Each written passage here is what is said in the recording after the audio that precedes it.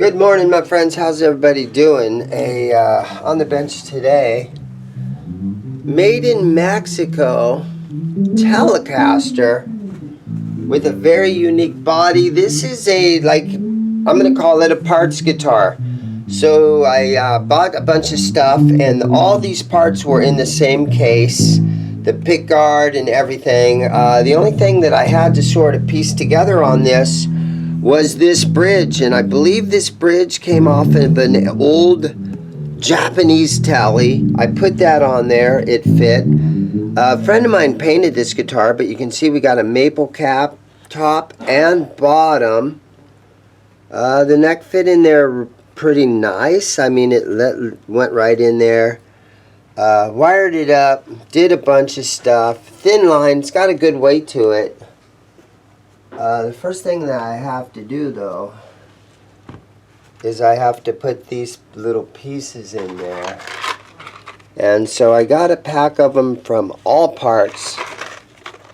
Let's see now if these things will just fit in there, and maybe I can just take a soft mallet and tap them down in. Okay, they fall right in. I think those are the wrong size then. I mean, they could probably still be used. Maybe I should, oh shoot. Wrong size, huh? Because they fall right out. Alright. I'll have to put this guitar, and I'll have to come back to this guy. This is my guitar, and so there's no rush to get this one fixed or finished. So let's just go ahead, and I'll try to order and figure out how to get better parts that fit in there real nice and snug, and we'll just move on to the next guitar. This video is brought to you by Swiss Picks. It's not just a pick, it's a science. Available at ZIMM'S Guitars or at www.swisspicks.com. Okay, here's what's next. Paul Reed Smith SE Soap Bar 2. Built by World Musical Instruments Korea. Huge factory in Korea. This is a used guitar that came in. So my goal on this one is to restring it, check the electronics, sign it up as nicely as I can, kind of get it ready for resale. It's got some scratches on it.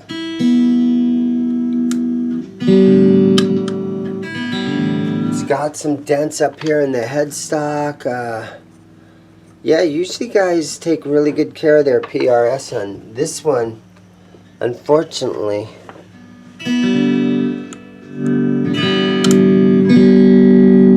has been slightly abused.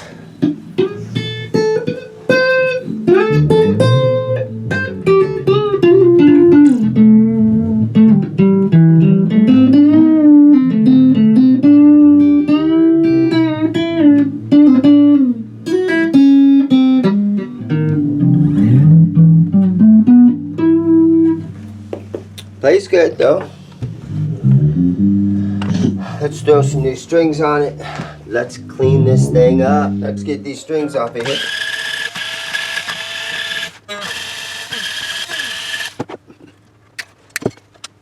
So you got the PRS wraparound tailpiece right now. The strings load in through the front. Yep, getting kind of old. I mean, this guitar, it was slightly abused, which is sad to see. Very lightweight PRS tailpiece there, wraparound tailpiece. Very light, works really good. Okay, so let's get in here and take a look at these frets. I see that it does not have the bird inlays on this one. Kind of has those little half moons. But up here on the first, second, and third fret, you can see it's starting to turn into where you can see a little tiny bit of fret wear. on these first frets, but I'm going to do my normal thing and take some 1000 grit sandpaper and shine these babies up. Okay, so let's put our fret guard on there. And I got some 1000 grit sandpaper, pulled it over, and I just kind of hit these frets. A couple swipes, just to clean them up, make them look good.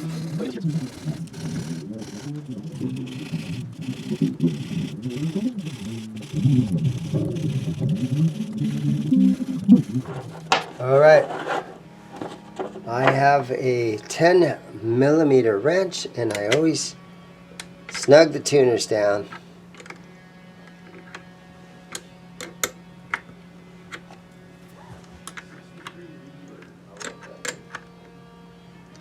And this guitar is missing the truss rod cover, but you can see that it has the it's got the nut on the end of the truss rod here. Oh, here's my truss rod tool. I actually put PRS on it. Let's just see if this thing is working properly. There, it snugged it down a little tiny bit. So I have my notched straight edge, and it fits along here like this. And we can kind of see now how straight this neck is. It's got a little tiny bit of back bow, and I use this because it's handy, but you can see that that fits underneath there. So we're going to loosen this back up a little tiny bit, because we don't want that much back bow. The guitar will fret out right there at the first fret. And I have a feeler gauge over in the drawer, but because this is handy right here, yeah, there we go. That looks nice and flat now. I wish I had a cover I could put over that, but okay, so I got the guitar flipped over on its face, and I'm kind of looking at the back here, and you can see some wear and tear, some buckle rash in here. But the back of the neck here has been abused pretty good, and it was on a stand, and it's kind of smooth under your fingers. It's not horrible, but I'm going to try to shine this up and see if I can get some of that scratches and stuff off of there. It's pretty bad. I don't know, this guitar, usually I can sell these things for maybe $400 or $500, but I think because of this one being wear and tear, this is maybe I'm gonna have to price this thing at or maybe $300 or $350 if I'm lucky. So, but I'm gonna try to kind of buff this out. Okay, so I'm trying some of this Meguiar's medium cut cleaner. So I don't know what's gonna happen here. It might just take the gloss all the way off of here. I'm not sure what's going to happen, but here we go. Let's see what happens.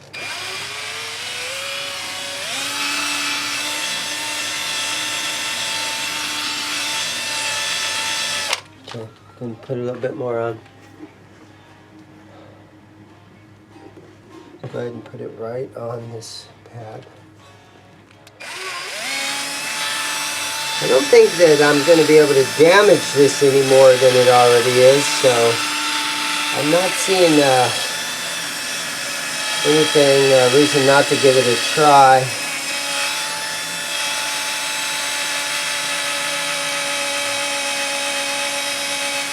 Could have been that it just was on a guitar stand for a long time that didn't have proper padding on it. Or sometimes stuff like this happens when you know, you wear a lot of rings or something. Or sometimes it's the, I don't know if this guitar was in a case, but sometimes you can accidentally have your strap in a bad spot in your case.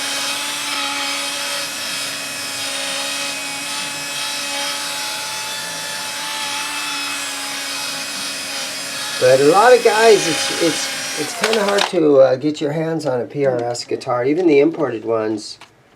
I know they're kind of a luxury item, and so there's a chance that because of the overall condition of this guitar, somebody might be able to get into this thing in the $300, $350 range.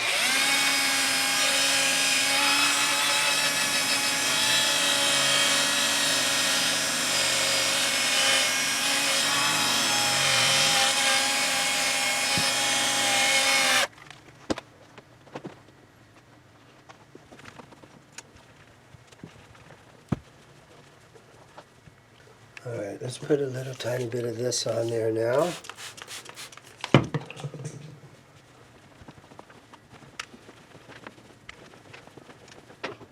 Okay. Alright, let me get the camera in here nice and tight. Maybe we can see a good before and after shot of the damage here.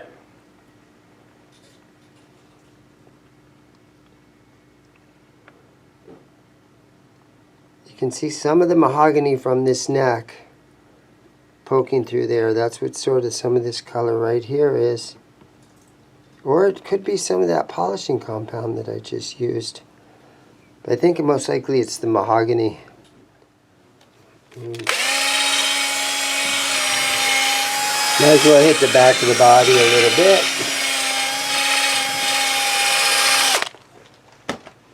Just to put a nice shine on this thing.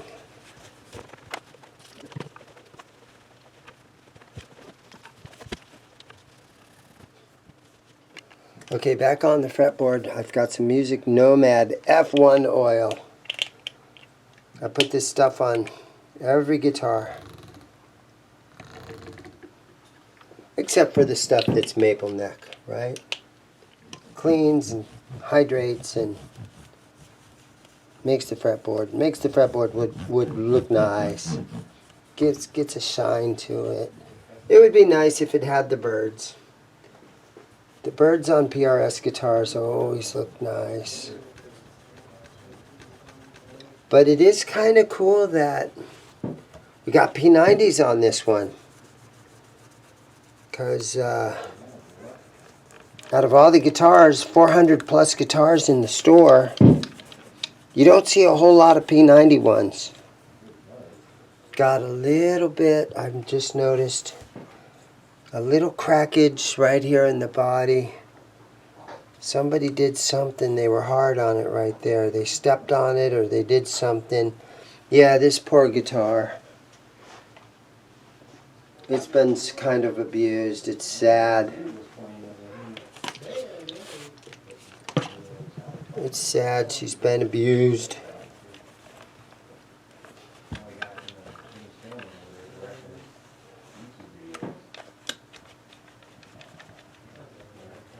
But Paul Reed Smith himself, commenting about some of his guitars, they're such works of art, they don't get played that much, and people are afraid to take them out to the clubs.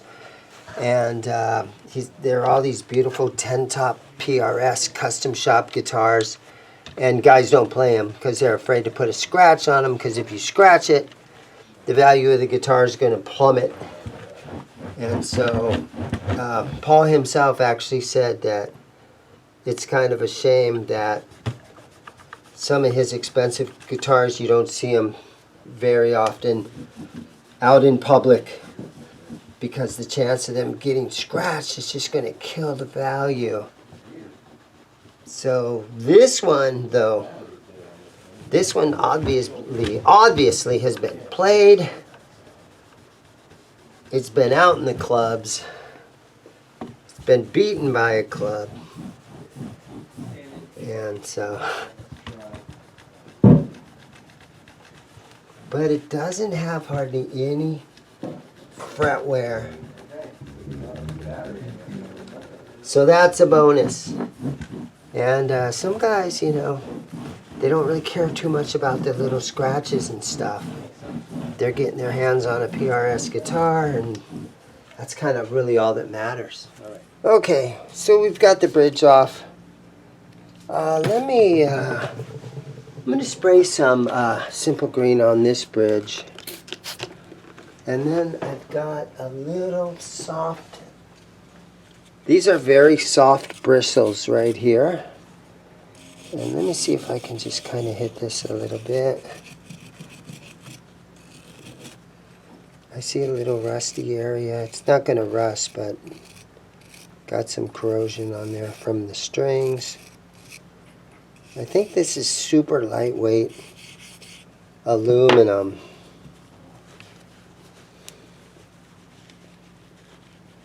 So we'll just give this a second to shine this thing up a little bit. Old shop rags.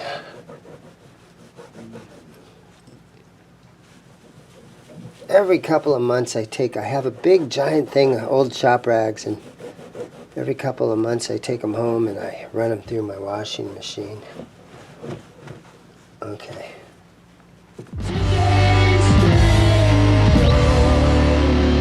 Okay, today's string choice. Primo Slinky 9.5 through 44. So this is kind of right in between a 9 through 42 and a set of regular Slinky that is 10 through 46. So this is the gauge right in the middle there, and I think these will work really good on this PRS.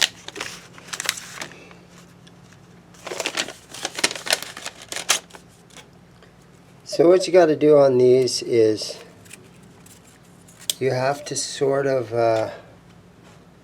load the bridge first with strings.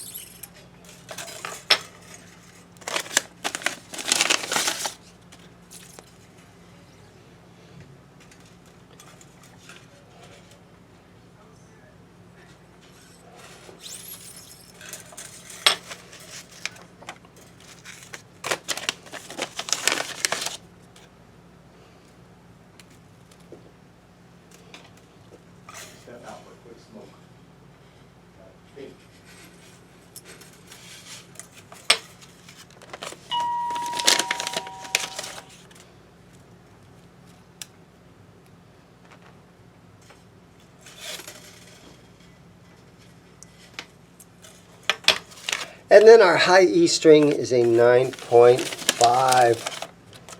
Ernie Ball does a great job with different string gauge sets. Okay. And once you get all 6 strings loaded into here, then you go ahead and you set this bridge back into place.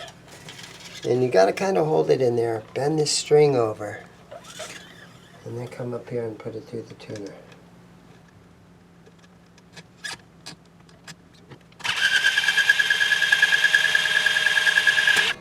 And I always use my Ernie Ball Power Peg Pro, my Ernie Ball string winder. Throw this stuff out.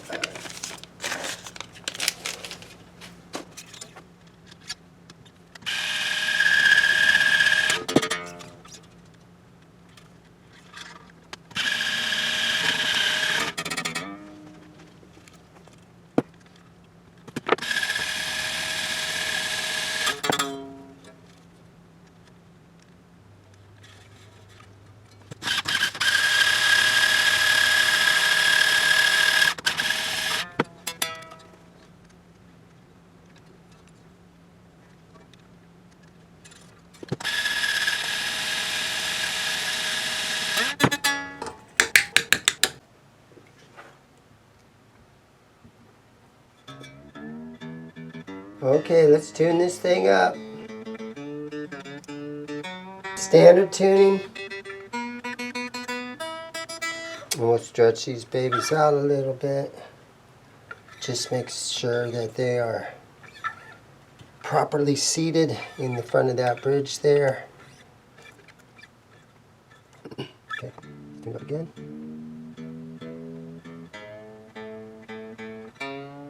Tuners feel really quality on this guitar.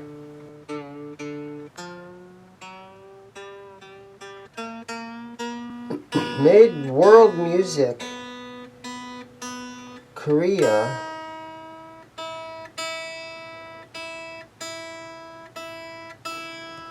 But now, all the PRS stuff is made by the Cortec factory in Indonesia. So this is one of the older Korean ones.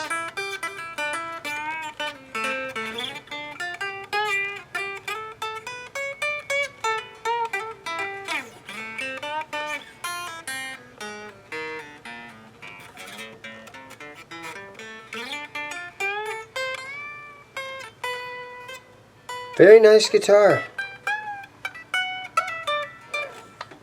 She's a little beat up and stuff, but that just kind of makes it affordable. Rather than, and this is the kind of PRS that you can take to those bar gigs and not be afraid that it's going to get all scratched up. There it is, guys. Thank you for watching.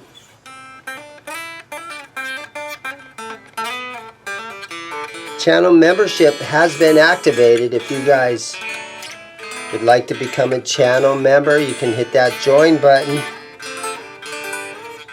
and check out some of my affiliate links down in the description below.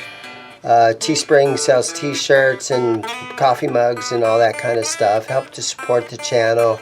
It helps me to keep motivated making YouTube videos. You can also Google ZIMM'S Guitars and find our website where we have all our instruments on our website listed on there. You can check out our inventory. There it is, guys. Thanks for watching. Everybody have a great day. Go buy a guitar.